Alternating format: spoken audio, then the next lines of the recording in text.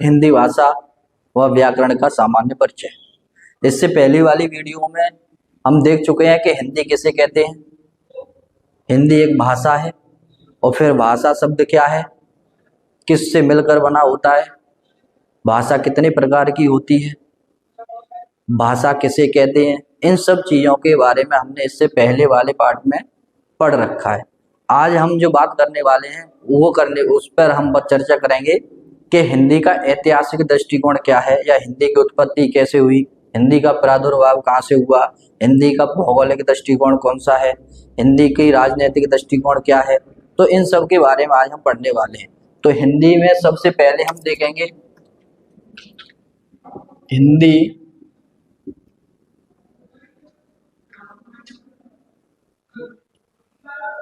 हिंदी का सबसे पहले नंबर पे देखेंगे ऐतिहासिक दृष्टिकोण।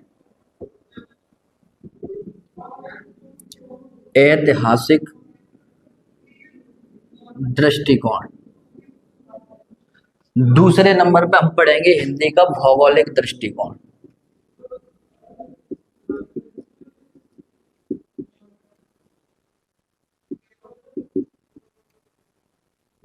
भौगोलिक दृष्टिकोण। और तीसरे नंबर पे पढ़ेंगे हम हिंदी का राजनैतिक दृष्टिकोण। यानी हिंदी को हम इन तीनों दृष्टिकोण से देखेंगे कि हिंदी के ऐतिहासिक दृष्टिकोण से कि हिंदी का प्रादुर्भाव कहाँ से हुआ, हिंदी की उत्पत्ति कहाँ से हुई। फिर भौगोलिक दृष्टिकोण में देखेंगे कि हिंदी को किन किन क्षेत्रों में बोला जाता है, किन किन राज्यों में बोला जाता है। फिर देखेंगे हिंदी का राजनीतिक दृष्टिकोण के हिंदी को राजभाषा के रूप में कब स्वीकार किया गया था। तो इन सब चीजों के बारे में हम पढ़ेंगे। तो सबसे पहले नंबर पर हम जो पॉइंट लेंगे वो है हमारा हिंदी का ऐतिहासिक दृष्टिकोण। तो आइए इसके बारे में हम सबसे पहले पढ़ते हैं।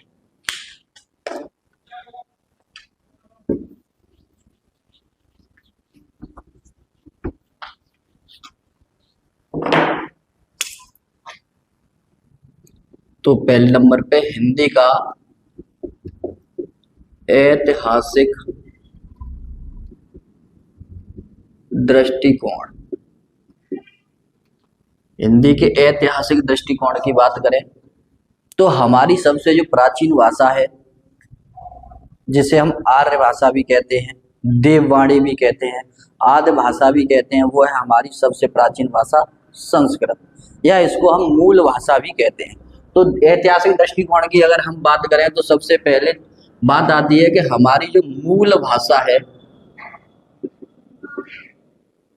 मूल भाषा, और मूल भाषा का नाम सुनते ही हमारे जहन में एक चीज आ जानी चाहिए, वो है हमारी मूल भाषा कौन सी? संस्कृत। संस्कृत। अब संस्कृत की बात करें तो संस्कृत के भी दो पार्ट हैं हमारे। पहले नंबर पे आता है वैदिक संस्कृत।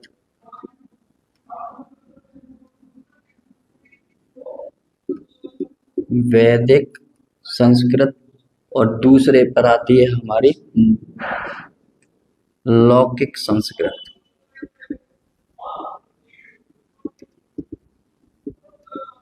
लौकिक संस्कृत। वैदिक संस्कृत और लौकिक संस्कृत में क्या अंतर है? वैदिक संस्कृति हमारी वह संस्कृति है जिसमें वेद, पुराण या उपन्यास तो जिसमें वैदिक संस्कृति में जिसमें वेद पुराण लिखे गए थे, और ये वैदिक संस्कृति का विकास आगे नहीं हुआ, क्योंकि वैदिक संस्कृति का विकास नहीं हुआ आगे,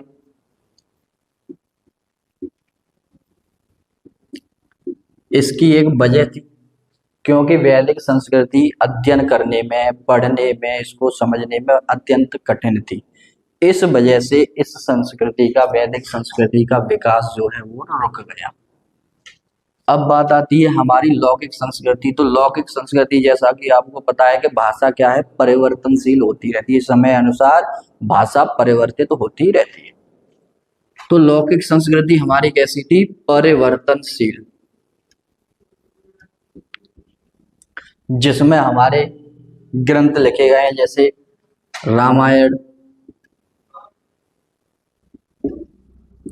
महाभारत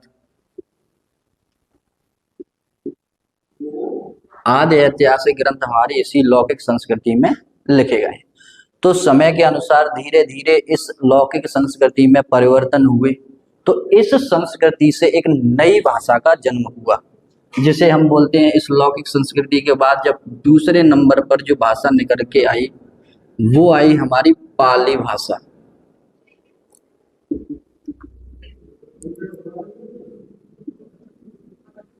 लौकिक संस्कृति में जब परिवर्तन हुए तो उस परिवर्तन के दौरान हमारे सामने एक और भाषा आई जिसका नाम है पाली भाषा। इस पाली भाषा में गौतम बुद्ध ने अपने उपदेश दिए थे। किसने उपदेश दिए थे? गौतम बुद्ध। यानी एक तरीके से हम कह सकते हैं ये पाली भाषा जो है ये बौद्ध धर्म की भाषा है, बौद्ध धर्म की भाषा है। इसी भाषा में गौतम बुद्ध ने अपने उपदेश दिए, अपने पवित्र ग्रंथ भी लिखे। जैसे बौद्ध धर्म के अगर पवित्र ग्रंथों की बात करें तो गौतम बुद्ध के जो पवित्र ग्रंथ थे वो थे त्रिपिटक।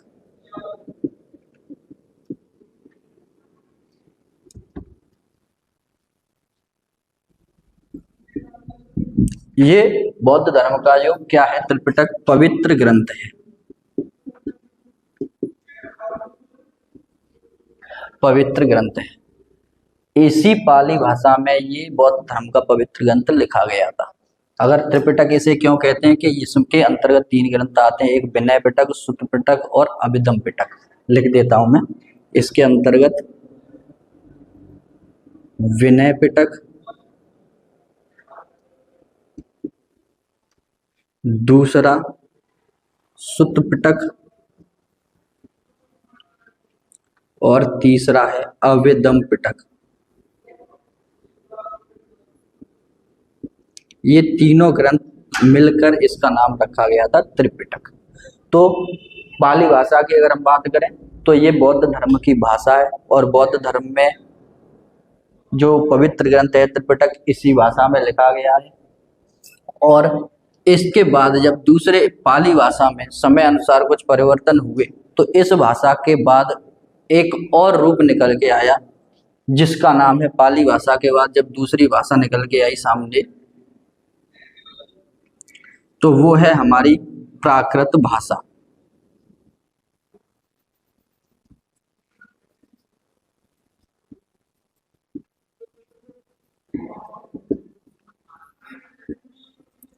सबसे पहले नंबर पे क्या थी? हमारी लौकिक संस्कृति। लौकिक संस्कृति में समय अनुसार जब परिवर्तन हुए तो दूसरे नंबर पर हमारी जो भाषा निकल के आई वो थी हमारी पाली भाषा। और पाली भाषा में जब परिवर्तन हुआ तो फिर हमारी जो भाषा निकल के आई वो थी प्राकृत भाषा। प्राकृत भाषा थी हमारी जैन धर्म की भाषा। ये किस धर्म की भाषा थी? जैन धर्म की। और जैन धर्म के जो संस्थापक थे,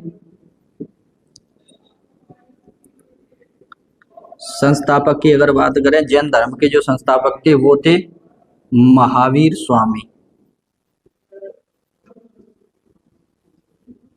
जैन धर्म के जो संस्थापक थे वो थे हमारे महावीर स्वामी।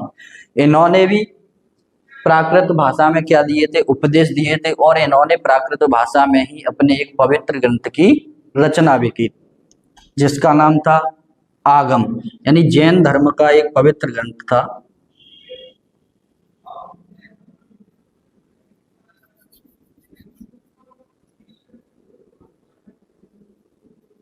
जैन धर्म का पवित्र ग्रंथ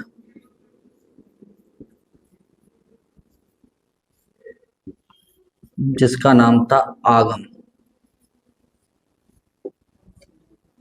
जैन धर्म का पवित्र ग्रंथ क्या था? आगम। तो जो प्राकृत भाषा थी वो क्या किस धर्म की भाषा थी? वो जैन धर्म की भाषा थी। और जैन धर्म के जो संस्थापक थे उनका नाम था महावीर स्वामी। इन्होंने प्राकृत भाषा में क्या दिए? उपदेश दिए और अपने एक पवित्र ग्रंथ की भी रचना की जिसका नाम था आगम। तो इस तरीके से हमने देखा कि लौकिक संस्कृति में जब परिवर्तन हुए तो उसके बाद फिर पाली भाषा में परिवर्तन, पाली भाषा के बाद फिर आई प्राकृत भाषा, और इसके बाद जो आगे परिवर्तन होने के बाद जब प्राकृत भाषा का रूप परिवर्तन हुआ, शब्दों में हेरफेर हुआ, तो उसके बाद फिर प्राकृत भाषा से जो भाषा निकल के आई वो थी अपभ्रंश भाषा। तो उसको आगे देखेंगे, अगर स्क्रीनशॉट लेना चाहते हैं तो ले सकते हैं।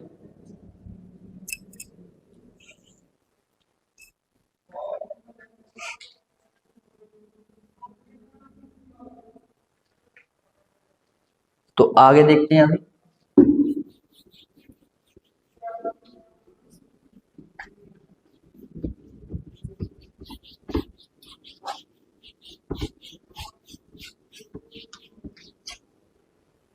अब मैं एक ही लाइन में लिख दे रहा हूं कि सबसे पहले क्या थी हमारी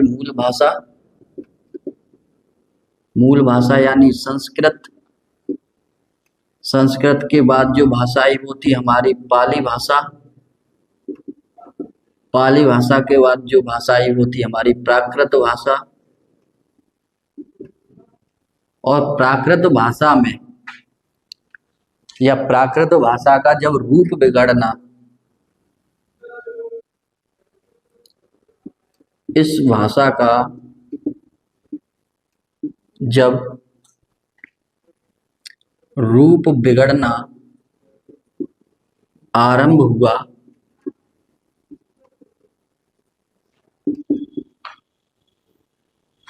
तो इसके बाद एक और भाषा का जन्म हुआ जिसका नाम था अपभ्रंश भाषा, या जिसे हम अवहट्ट के नाम से भी जानते हैं। रूप का बिगड़ना आरंभ हुआ, इसका मतलब जैसे किसी व्यक्ति का नाम है रामेश्वर, तो लोग अपनी सुविधा अनुसार उसको पढ़ने लगे रामेश्वर, जैसे रामेश्वर। जैसे किसी का नाम है गस्सी, तो लोग अपनी सुविधा अनुसार बोलने लगे गस्सी। तो ऐसे करके इस भाषा के, प्राकृत भाषा के बाद इसका रूप बिगड़ना आरंभ हुआ और शब्दों में क्या हुआ, अपभ्रंश। अपभ्रंश भाषा जो प्रकट हुई उसको अपभ्रंश कैसे कहते हैं, जैसे ऊबड़ खाबड़ सा हो जाता है, उस तरीके से इस प्राकृत भाषा के बाद जो भाषा आई वो थी तुम्हारी कौन सी, अपभ्रंश भाषा। और अपभ्रंश का भी एक प्रकार था, अपभ्रंश का एक प्रकार था जिसका नाम था सौरसेनी। अपभ्रंश का भी एक प्रकार था जिसका नाम क्या था, सौरसेनी। और इसी सौरसेनी से फिर क्या हुआ, हिंदी का प्राकट्य हुआ।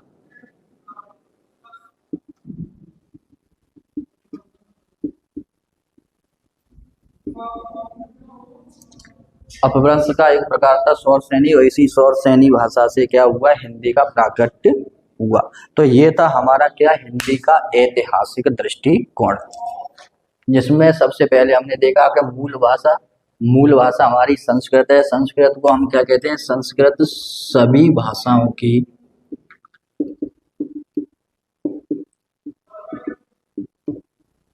जननी है। संस्कृत क्या है, संस्कृत सभी भाषाओं की जननी है। संस्कृत के बाद फिर जो अगली भाषा जो आई वो थी हमारी पाली भाषा। और पाली भाषा क्या थी, बौद्ध धर्म की भाषा थी, बौद्ध धर्म की भाषा थी। उसके बाद फिर जो भाषा आई वो थी प्राकृत भाषा, और ये जो प्राकृत भाषा है वो थी हमारी जैन धर्म की भाषा। और प्राकृत भाषा के बाद जब इसका रूप बिगड़ना आरंभ हुआ तो वो थी हमारी कौन सी, अपभ्रंश भाषा या सौरसेनी। इसका एक प्रकार था। इस सौरसेनी से हमारा क्या हुआ, हिंदी का प्राकट्य हुआ। तो आप एक बार स्क्रीनशॉट ले सकते हैं।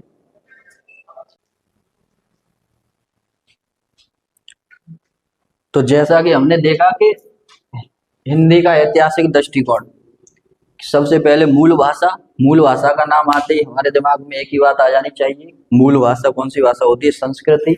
और संस्कृत जो है हमारी सभी भाषाओं की जननी है। संस्कृत के बाद उसके सबसे समय जब परिवर्तन हुआ तो उस समय के अनुसार पाली भाषा का जन्म हुआ। पाली भाषा के बाद फिर प्राकृत भाषा, और प्राकृत भाषा के बाद फिर अपभ्रंश भाषा। और अपभ्रंश का एक प्रकार था सौर सैनी। सौर सैनी से हुआ था हमारा हिंदी का जन्म। यानी हिंदी की उत्पत्ति अगर हुई थी वो क्या थी, अपभ्रंश के एक प्रकार जिसका नाम है सौर सैनी, उससे हमारी हिंदी की उत्पत्ति मानी जाती है। अगर कोई क्वेश्चन में पूछता है कि हिंदी की उत्पत्ति कहाँ से हुई, तो अगर इस समय सौर सैनी है, अपभ्रंश है, और प्राकृत है और पाली है, ये चार भाषाएं दे रखी हैं, तो सबसे पहले हमें टिक करना है सौर सैनी से हुई है। अगर इनमें से कुछ नहीं है, एक भी भाषा नहीं दे रखी, तो हम डायरेक्ट क्वेश्चन आंसर लगा सकते हैं कि संस्कृत से ही हिंदी की उत्पत्ति हुई। तो ये था हमारा हिंदी का ऐतिहासिक दृष्टिकोण। अब दूसरे नंबर पे जो है वो है हिंदी का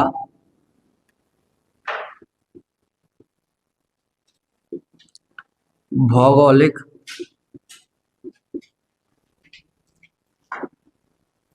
दृष्टिकोण।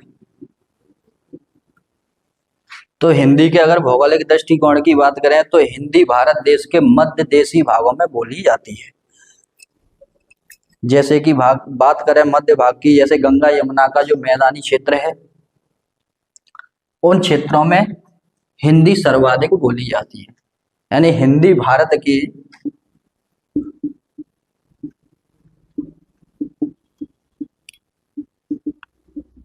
मध्य देशीय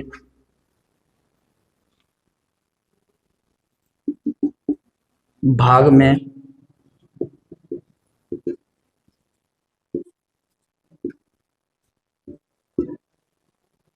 और भारत का मध्य देशी भाग यानी हम कह सकते हैं जैसे गंगा यमुना का मैदानी क्षेत्र। यानी भौगोलिक दृष्टि के हिसाब से अगर हम बात करें हिंदी की, तो हिंदी भारत देश के मध्य देशी भाग में बोली जाती है। और मध्य देशी भाग क्या है हमारा, गंगा यमुना का मैदानी क्षेत्र है।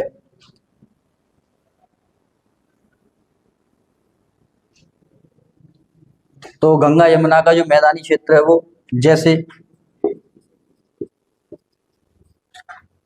राजस्थान, एमपी, यूपी, हरियाणा, छत्तीसगढ़,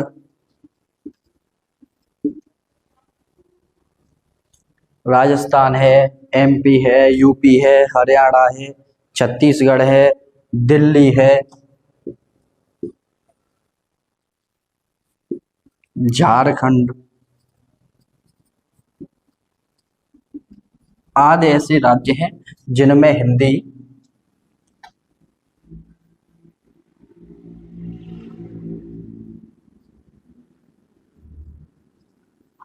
आदि राज्यों में हिंदी सर्वाधिक बोली जाती है।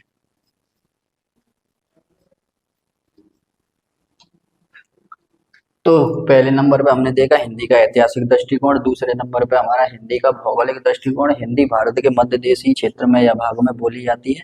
जैसा कि मध्य देशी क्षेत्र की अगर हम बात करें तो गंगा यमुना का जो मैदानी भाग है उसके अंतर्गत जो राजस्थान, एमपी, यूपी, हरियाणा, छत्तीसगढ़, दिल्ली, झारखंड आदि राज्यों में सर्वाधिक हिंदी बोली जाती है। अब तीसरा पॉइंट है जो हमारा वो है हिंदी का राजनैतिक दृष्टिकोण। हिंदी का राजनैतिक दृष्टिकोण के बारे में देखने से पहले अगर आप इसका एक बार स्क्रीनशॉट लेना चाहते हैं तो आप ले सकते हैं।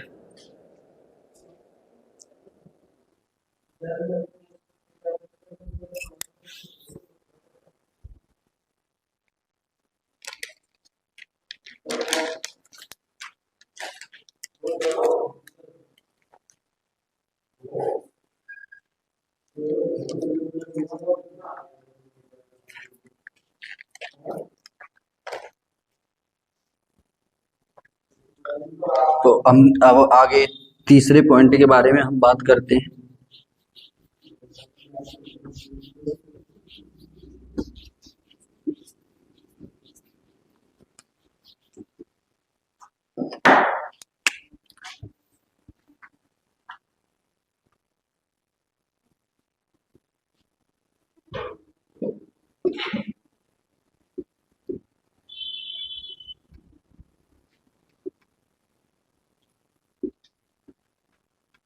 हिंदी का राजनीतिक दृष्टिकोण। तो हिंदी के अगर राजनीतिक दृष्टिकोण की हम बात करें तो पहला पॉइंट आता है कि भारतीय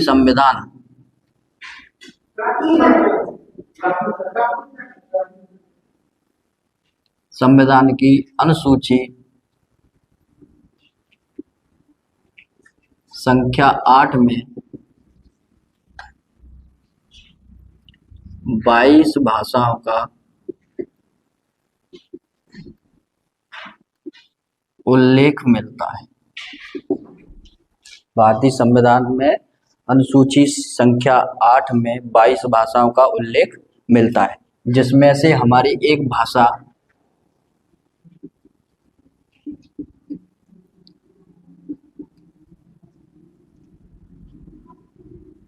जिसमें हिंदी का भी वर्णन मिलता है।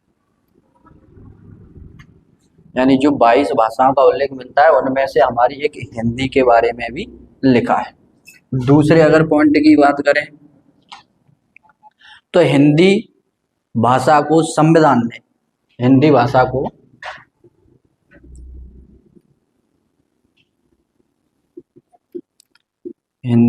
को संविधान ने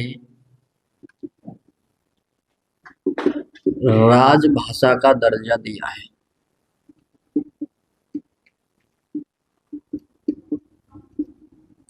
किसका? राजभाषा का दर्जा दिया है संविधान में। संविधान के भाग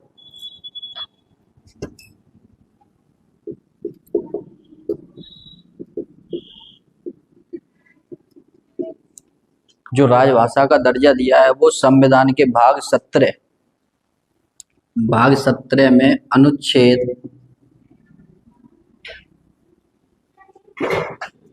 343 से 351 जिसमें राजभाषाओं के बारे में वर्णन मिलता है, उसमें से एक हमारी हिंदी के बारे में भी लिखा है और इस संविधान के अनुसार हमारी हिंदी को राजभाषा का दर्जा प्राप्त है। अब बात आती है हमारी पहला पॉइंट के ये जो राजभाषा क्या होती है। सबसे पहला पॉइंट हम देखते हैं कि ये जो राजभाषा है वो राजभाषा किसे कहते हैं। तो राजभाषा के बारे में जानने से पहले राजभाषा किसे कहते हैं, पहला हमारा पॉइंट बनता है इसमें से कैसे कि हिंदी को हमने क्या कहा है, हिंदी को संविधान के अनुसार हिंदी को राजभाषा माना जाता है। और अब जो पॉइंट आता है वो है हमारा राजभाषा किसे कहते हैं। तो राजभाषा को जानने से पहले हम देखते हैं इनका जो क्रम होता है। पहले नंबर पर आती है हमारी बोली, बोली के बाद जो आती है वो आती है भाषा, और भाषा के बाद जो आती है फिर है मातृभाषा, और मातृभाषा के बाद राजभाषा, और राजभाषा के बाद आती है हमारी राष्ट्रभाषा। इस तरीके से हमारी ये भाषाओं का क्रम चलता है कि सबसे पहले नंबर पर बोली, फिर भाषा, फिर मातृभाषा, फिर राजभाषा और राष्ट्रभाषा। तो इनके बारे में बस थोड़ा सा ही हम जान लेते हैं कि बोली क्या होती है। तो बोली जो होती है सीमित क्षेत्र में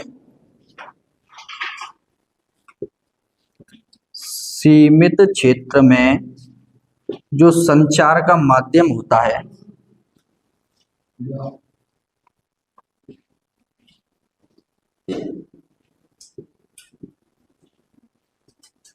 उसे बोली कहते हैं।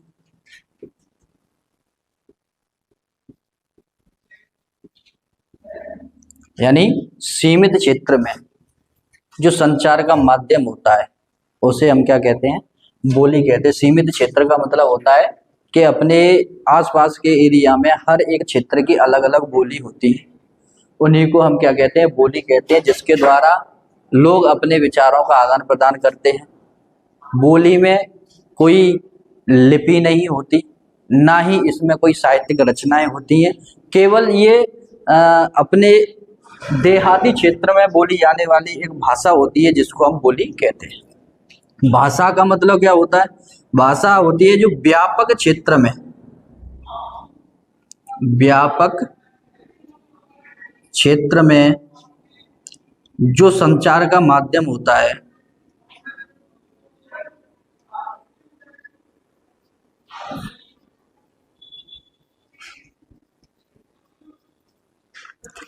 उसे भाषा कहते हैं।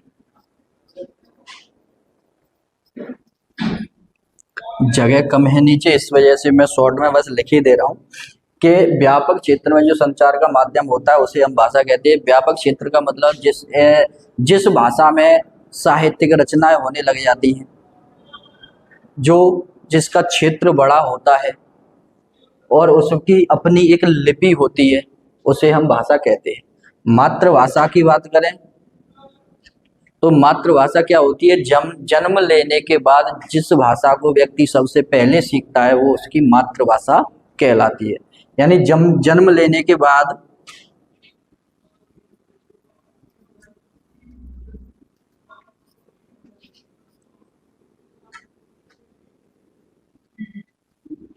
व्यक्ति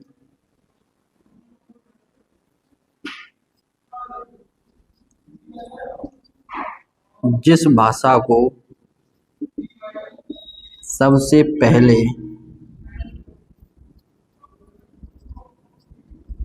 सीखता है उसे मातृभाषा कहते हैं।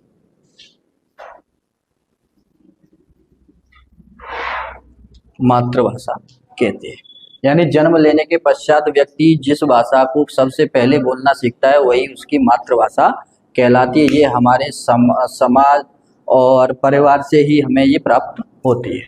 राजभाषा की अगर बात करें, जैसा कि हमने यहीं से अपना पॉइंट शुरू किया था कि हिंदी भाषा को संविधान में राजभाषा का दर्जा दिया गया है। तो राजभाषा पर हम बात करते हैं कि राजभाषा जो होती है वो होती है हमारी, राजभाषा के बारे में बात करें तो राजभाषा जिस देश या राज्य के प्रशासनिक कार्य जिस भाषा में किए जाते हैं वही उस देश की राजभाषा कहलाती है। यानी जिस देश या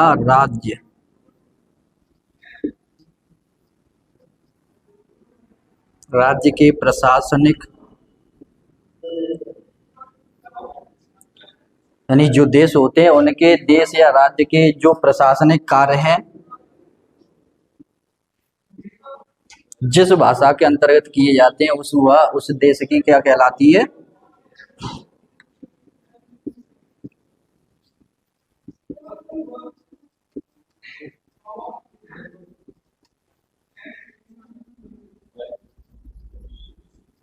उसे राजभाषा कहते हैं।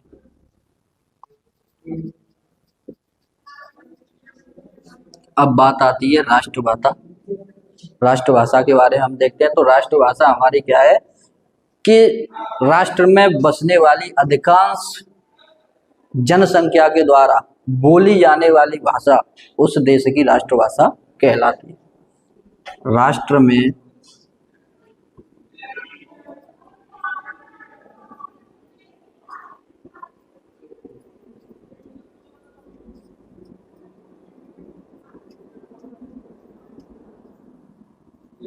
अधिकांश जनसंख्या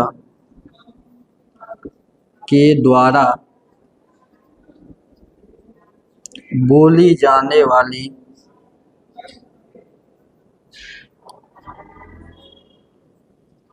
उस देश की राष्ट्रभाषा कहलाती है।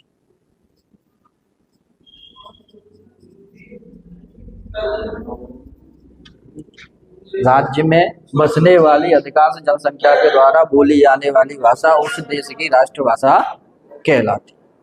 तो आज हमने देखा कि हिंदी का ऐतिहासिक दृष्टिकोण, हिंदी का भौगोलिक दृष्टिकोण और हिंदी का राजनीतिक दृष्टिकोण।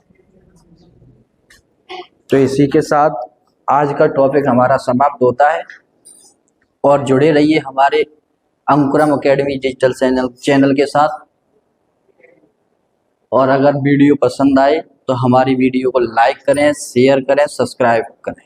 और आगे अब इसका तीसरा पार्ट आएगा, उसमें हम देखेंगे व्याकरण का सामान्य